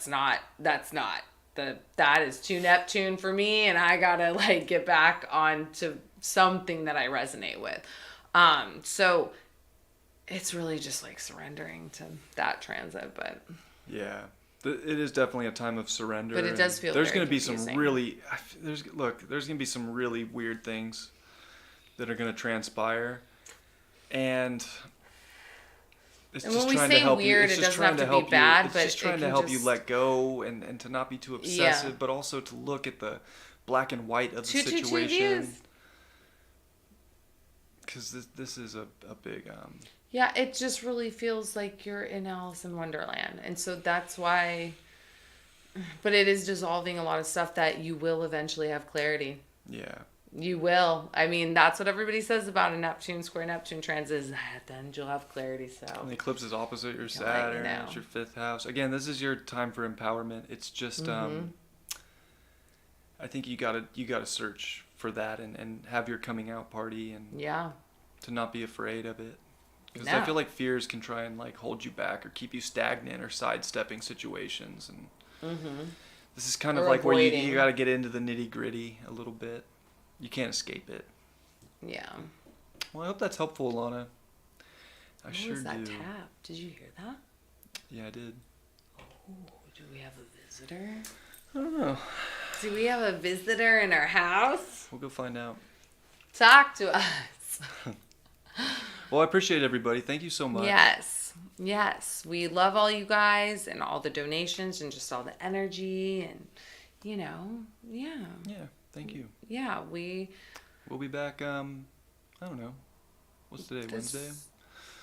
Is it Wednesday? Yeah. Give me... Like Friday or something. I would say either... Yeah. Well, yeah, if not Friday, then for sure Sunday. I mean, we will do it Sunday.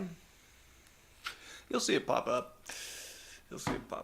But we'll do another one this week. So if Friday's in alignment, we'll do Friday. And if not, then we'll do... I mean, I don't know. We could do Saturday. Well, no, you don't like to work on Saturdays. Sunday. Yeah, I like doing it on Sundays. But we'll see. Who knows? We'll see if the Capricorn is feeling it on a Friday. Maybe. We'll see.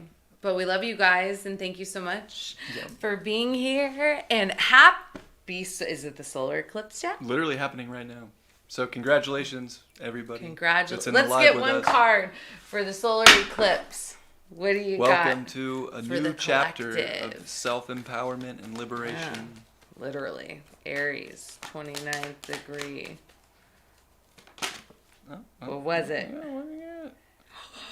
I feel like this can't be any better, but you gotta hold it up because I can... Merlin. Oh, it's fucking Merlin. It is fucking Merlin. Damn. Look at that card. Take it in. Oh my gosh. And then, the deer is at the bottom. 22. It's a 22. What's that number? One. Oh. The start. Aries. Mm-hmm. I fucking love it. Alchemy, justice, balance. Merlin. It's all within you. Energy. Love you so much, guys. See you soon. Much love. Bye. Bye.